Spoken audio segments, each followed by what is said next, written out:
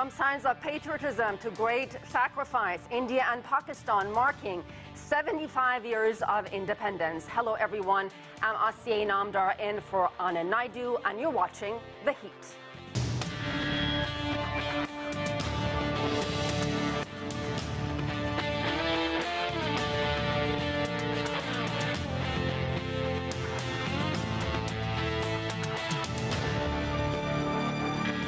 In 1947, after 200 years of British rule, the Indian subcontinent was split into two states known today as India and Pakistan. The partition forced some 15 million people to migrate, and sectarian violence killed as many as 2 million people. 75 years later, the two nuclear-armed neighbors are still struggling to find a way forward with economic challenges and border disputes. For more on Pakistan's and India's 75th anniversary, let's bring in our distinguished panel. Joining us from Karachi, Pakistan is Mohammad-Ali. He's an adjunct professor at Georgetown and Johns Hopkins universities. Also with us from Beijing is Victor Gao. He's chair professor at Soochow University. From Annapolis, Maryland, Michael Kugelman is the deputy director of the Asia program and senior associate for South Asia at the Wilson Center. Also here in Washington, D.C., Chidanand Rajghatta is the foreign editor and U.S. bureau chief with the Times of India newspaper. Gentlemen, welcome to the program. Let's begin in New Delhi, where celebrations took place on Monday. India's Prime Minister Narendra Modi says he wants to make India a developed country in 25 years. Let's listen to what he had to say. After several decades of independence, the world's attitude and view of India has changed. The world is looking at India with pride and expectation. The world is looking to India for solutions. This change in the global mindset is a result of 75 years of experience. Chidanand, India has certainly gone through remarkable transformation since independence 75 years ago. What is the significant for the country and this anniversary? Well, obviously, to survive and prosper as much as it has, is a remarkable achievement. It has done well, but it could have done better, and it has to do better. I think the most significant aspect of India's development and arrival on the cusp of the 75th anniversary is the fact that it has done so as a democracy. It has done so as an open society, largely with a few hiccups. There was an emergency, which was a minor hiccup in 1977. But otherwise, it's a fantastic achievement to grow as a country now of a billion plus, 1.3 billion almost people, and to do so without recourse to authoritarian or dictatorial tendencies or to adopt other systems. I think that is the one significant achievement. And to lift people out of poverty, it's incredible. India is still a poor country. There's still a lot of ground to be covered. But I think in the last 25 years particularly, India has done remarkably well. It took a while for India to get off its, the socialist track, which constrained growth. But over the last 25 years, it has done well. The growth has not been uniform or equitable. It's been patchy. But considering all the difficulties, all the hurdles, I think it has done remarkably well. And I think we should all look forward to the next 25 years. One thing I'm very keen about is it's not just that India grows and becomes a developed country, but it also becomes a kind and caring country. We don't see enough of that in the world. Just because countries are prosperous or developed or westernized, it doesn't make them kind. And I'd like to see that value in India of kindness and caring. Mohammad-Ali, do you agree with what Chidanand had to say? And what about the significance of this anniversary for Pakistan in terms of its relations with India? And we should remind everyone, these are two nuclear rivals. Absolutely, they are. Pakistan and its situation certainly remains a mixed bag. Perhaps I'm less of an optimist, but when it comes to the bilateral situation between these two countries, I think it remains acrimonious. The relations are still very tenuous, on shaky ground. And recent events within India over the past few years, like the revocation of Article 370, which took away the special status of Kashmir, which remains a bone of contention between these two countries, then the Citizenship Amendment Bill within India, and the sort of communal violence that that ensued. I mean, during President Trump's famous, trip to the U.S. To India, as we all remember, and then the Pulwama attack, right, and the tension, the very sort of serious cross-border skirmishes that occurred at that time, and how potentially they could have spun out of control.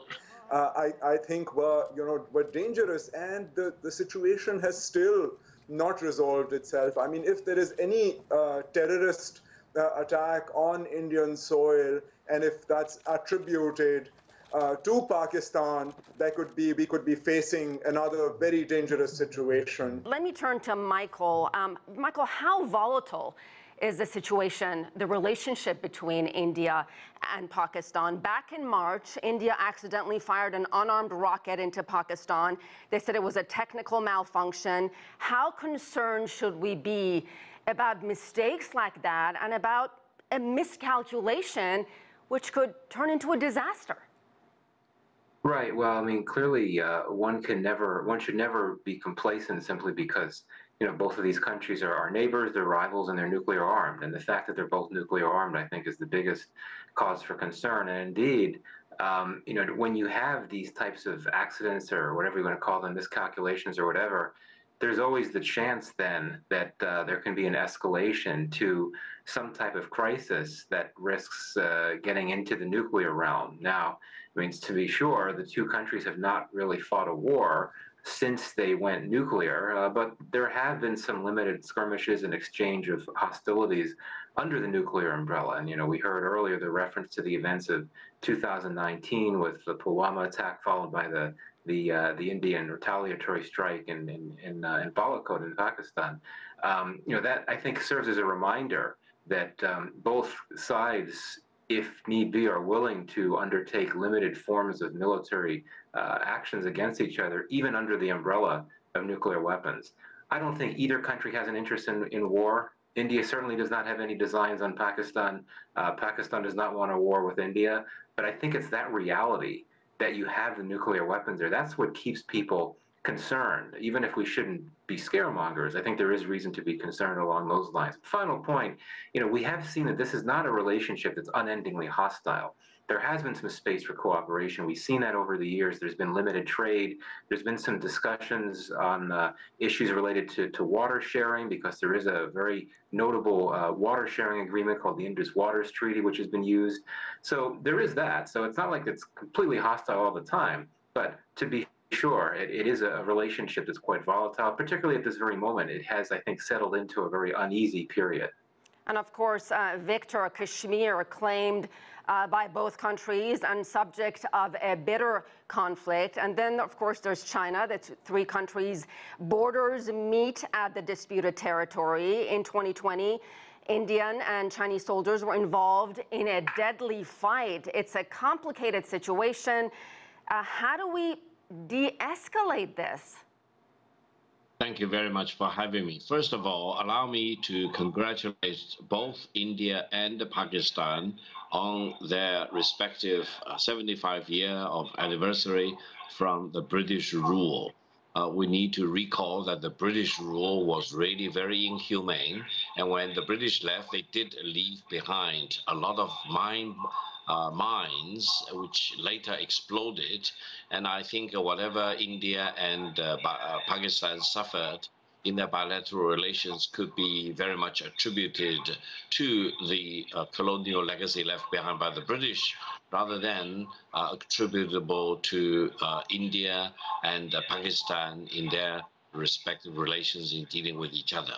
And I think it is truly remarkable that these two countries have developed into what they are today, very important in their own way, and with their own institutions and their international positions, for example. And I think they do deserve our congratulations.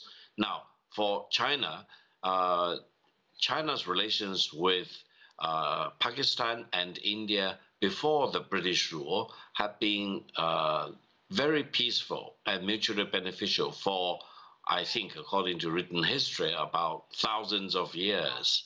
And therefore, we need to really give a premium to China's relations with India and Pakistan before. And in more recent times, of course, there was a war between China and India very briefly in 1962 along the border. I would attribute the problem not to China, not to India, but again to the British colonists before. And we in China have brotherly relations with our Pakistani brothers and sisters for all these decades. And I truly believe that this ironclad solidarity and friendship will continue into the future decades and centuries, I hope. So I think China could be a force of stabilizing relations, not only in the Kashmir region, but in the South Asian region as a whole. And I would say both India and Pakistan can look at China's experience, because we have achieved a huge transformation of ourselves through peaceful development, good neighborly relations with all our neighbors, rather than, for example, from intensifying relations with any of our neighbors. And I think going forward, how India and Pakistan can really rationalize their relations and try to normalize their relations, rather than, for example, continue to live under the overhand of a very strained and tense relations, which eventually will bring a disaster for both of these great countries. Victor, let me turn on to Mohammad-Ali. Do you agree with what Victor had to say, Mohammad-Ali, that China can play a stabilizing force in Kashmir, in the region? Well, I think that, that statement has to be qualified, at least from a realpolitik perspective, within the context of an unfolding great game, if you will, or great power competition, which is also making its influence felt within South Asia. Of course, China is not the only player in that context. The U.S. had said that it was going to try and have a full spectrum approach, at least under the Biden administration, and try and cooperate also perhaps with China where possible. But we aren't seeing a lot of that cooperation unfolding in South Asia. I mean, as far as Pakistan is concerned, China has provided Pakistan an economic lifeline with CPEC, and this came at a time when foreign direct investment was drying up in Pakistan, and Pakistan has, significantly been able to address its infrastructure needs with CPEC. But now it needs to go beyond that, right? And it wants to sort of harness its geoeconomic potential. But in order to do that, Pakistan also needs other sort of, engagement with other Western countries. In the past, the U.S. was skeptical of Chinese investments in Pakistan and had considered them to be a part of this sort of, debt diplomacy as described, by the prior administration.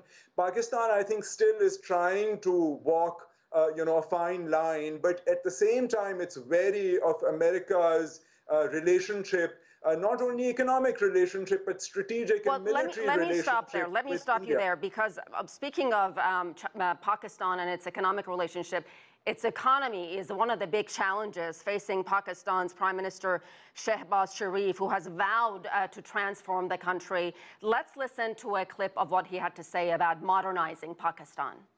It is not as if we have made no progress, but it is a fact that we have collectively failed to achieve the speed, the persistence, and the attention that it was required to achieve our goals. This is the mission that is in front of us today, and we have to complete this. Today, let us hold ourselves accountable as a nation. I'm going to pose this question to Mohammad-Ali as well as Michael. What's really being done to address the country's economic problems? What is the status of that multi-billion-dollar aid package from the IMF? Michael, let me begin with you first. Well, I mean, the economic problems that Pakistan is facing are not new. I mean, certainly they're more serious than they typically are, but there's been this constant trend of debt and foreign reserves issues.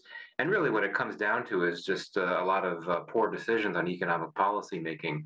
One being dependence on exports that aren't very competitive. That means the textile industry. And there's always been these struggles to generate enough revenue, particularly through taxation. I think this gets to an issue that could bring us back to the focus of this discussion.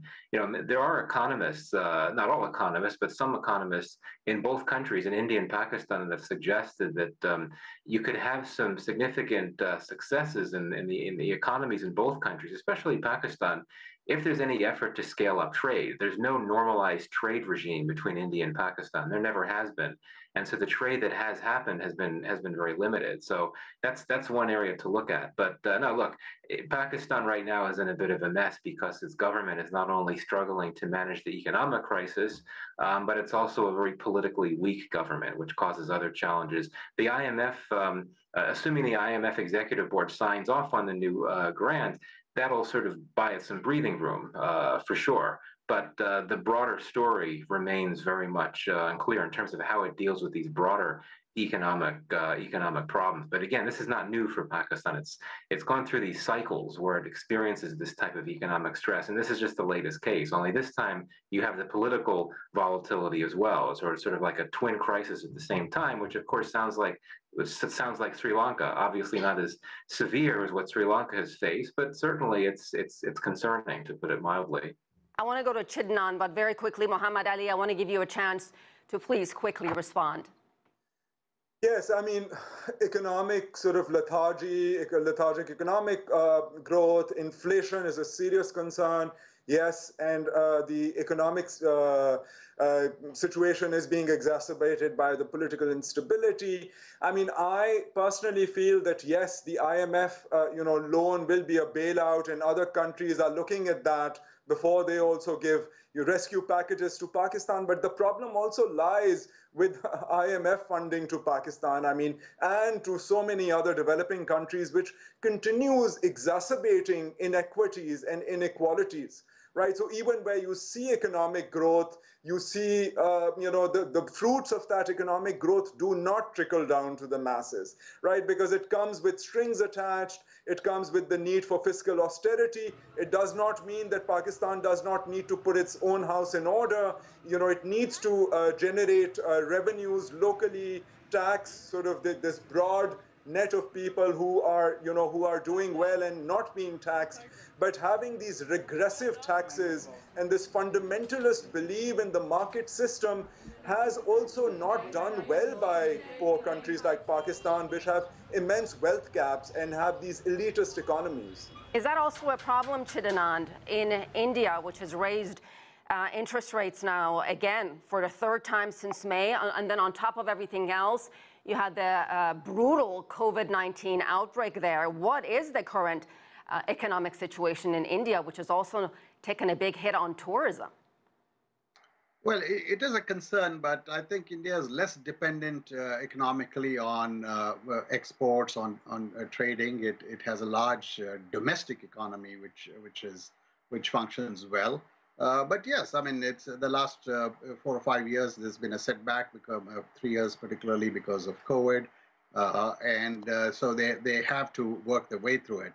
But I just want to emphasize one thing. When it comes to India and Pakistan, I find the obsession with the past, the entire lament I heard, the rhetoric of the past is simply not useful. I'm an optimist. I look forward to the next 25 years. If Pakistan is going to be wrapped up in this ceaseless lament about Kashmir, about its disputes in India, it's not helpful. I mean, don't India and China have disputes, border issues? Of course they do, but there's two of the biggest trading partners. And similarly, the overblown talk of nuclear, conflagration, 2 nuclear powers. I mean, are you kidding? Russia and the United States right now, the amount of rhetoric they have exchanged over the past, we should be concerned about 5,000 nuclear weapons, pointed at each other. So all this lament and fear-mongering is not productive. I find, looking forward for the next 25 years, actually in this whole talk about India and Pakistan, the one country we also need to note, which is a part of this whole independence of freedom struggle, and which eventually gained independence in a second step away, was Bangladesh. And you know how remarkably well Bangladesh has done in the last quarter century. It's just amazing. And I think Pakistan and India need to take a look at that, because on many levels, Bangladesh metrics are now getting better than any South Asian country, and realize that being trapped in the rhetoric of the past and bitterness, this whole accusation, counter accusation, who's responsible for what, it's not helpful. I hope that the next generation will go beyond the pathology of the last 75 years, and I hope these two countries celebrate a centenary together as more developed, more civilized, more prosperous nations. All right, so on that note, for this program right now, let's put the past behind. And Victor, let me look to the future. China and Pakistan have extended an invitation to other countries to join the China-Pakistan Economic Corridor, known, of course, as CPEC. China State Councilor and Chinese Foreign Minister Wang Yi recently expressed support for Afghanistan to join the project. Is this, from what I understand, opposed by India? Why? And could we see an expansion of CPEC? Victor, this question is actually for you. Yes, indeed. I think for Pakistan, as well as India and Bangladesh and other South Asian countries, lack or insufficient infrastructure is truly a bottleneck. And China's own experience tells us that if we really want to achieve substantive development, we need to build up infrastructure. Therefore, in that context, I think CPEC is absolutely necessary for Pakistan and for India too, because I think we need to put whatever geopolitical or ideological disputes aside. We need to look at these infrastructure projects as they are, and we need to know the importance of connectivity of all kinds, and especially when both China, India, and Pakistan, in terms of their location along the Himalaya mountainous regions, for example, we really need to overcome the barriers caused by natural conditions and build up infrastructure connectivity as quickly as possible. I truly believe Chinese people, Indian people, Pakistani people, and Bangladesh people, as the other panelists mentioned, will benefit from increased, enhanced rollout of connectivity projects of all kinds.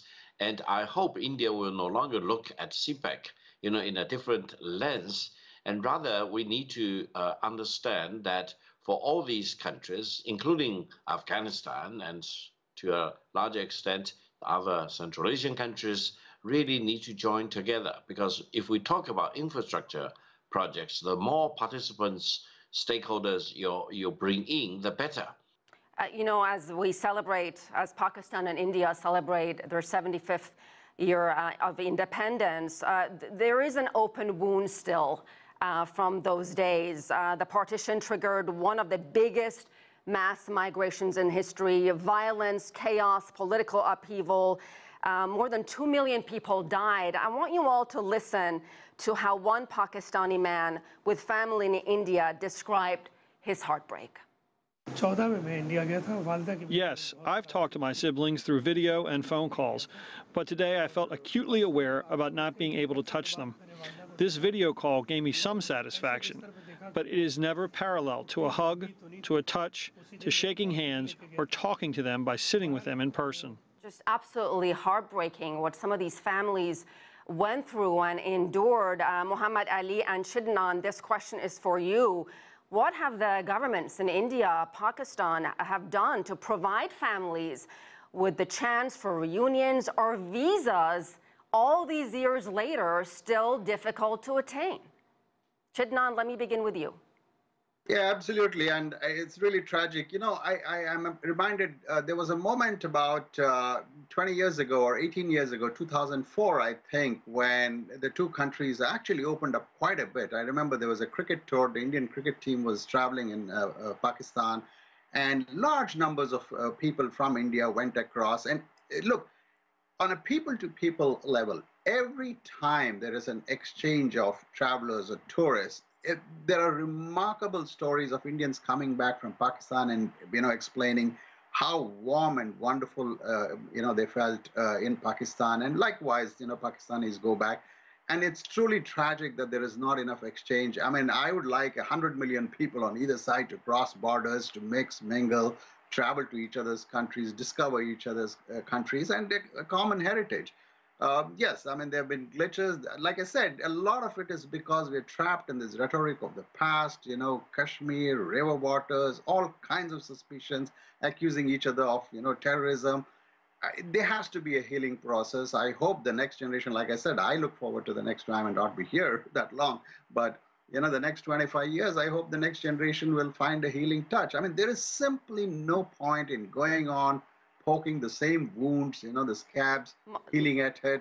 I want to make sure Mohammad-Ali also has a chance, Chidanand, because we are running out of time. Sure. Mohammad-Ali, are visas becoming easier to get, or is it still a hardship for these families? I think it's still, there's very onerous documentation requirements. There's the reciprocal city-specific visa requirement.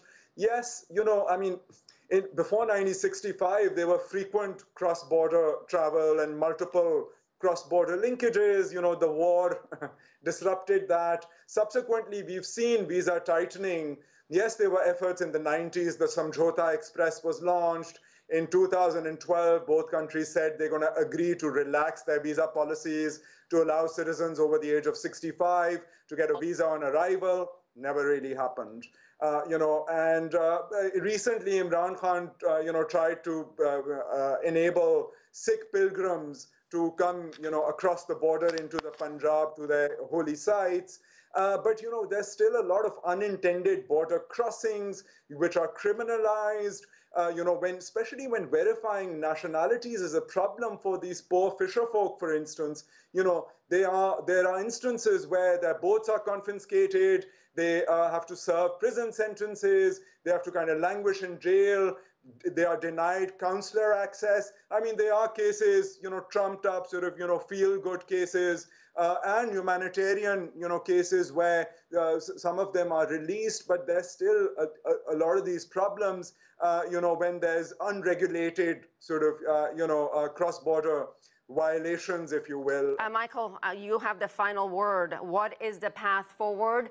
If you had one piece of advice to Pakistan and India, what would that be? I would agree with what one of the other panelists said before, is have hope for the future. Both countries are demographically very young and will be so for quite a few more years. I meet oftentimes with young Indians and Pakistanis, and many of them say that they don't see the other side as an enemy. So that's important. But for now, we need to get through what's happening now. I think the evergreen question is, can the two sides move beyond the two major obstacles in the relationship, that being Kashmir, which Pakistan sees as a big issue, and for India, terrorism, because of the terror groups positioned on Pakistani soil that target India. Pakistan says that Kashmir is Pakistani leaders say that Kashmir is Pakistan's jugular vein, whereas Indian leaders will say that there can be no talks with Pakistan so long as there is terror. That's hard to get around that. That's why I think that we could hope for, indeed, the next generation to come about that hopefully would be willing to move beyond that baggage and those problems from the past. So yeah, hopefully therefore I could end on a positive note. All right, and we're going to try to end it on that positive note. Michael Kugelman, thank you very much. Victor Gao, Mohammad-Ali, Chidanand, Rajghatta, thank you to you all. And that's all the time we have. I'm Asiye Namdar in Washington. Thank you for watching.